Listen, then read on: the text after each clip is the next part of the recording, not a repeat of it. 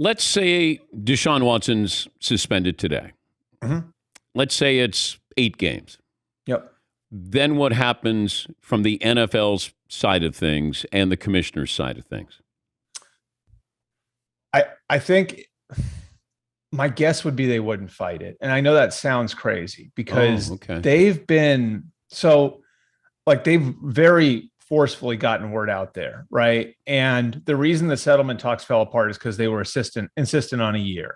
And now they're seeking something more than that, which is an indefinite suspension, which under the CBA is banishment, right? Like it's like almost like he's not an NFL player. So the NFL has sort of been forceful in letting their stance be known. Why would they do that? Like if they know that that's angering the U.S. District Court Judge Sue Robbins, why would they do that? They do that because they think things might be going the other way, and maybe they don't want to fight another round on the back end. And so at least it's known out there now what they were seeking. The biggest problem that the league has now, if it does come down to be 6, 8, 10 games, is they negotiated this process 2 years ago with the union. This is the first high-profile case.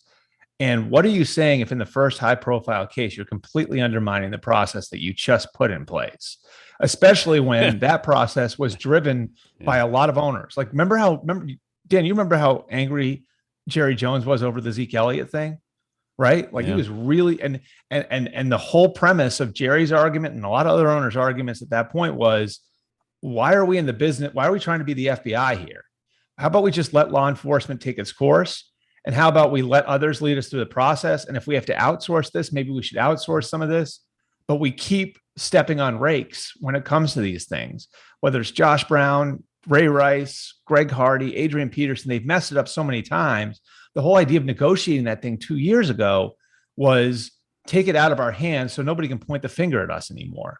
So I think the way for the NFL to have its cake and eat it too here is to get word out there that they were looking to be really tough with Deshaun Watson here, but ultimately this is the process they put in place and they have to let that take its course.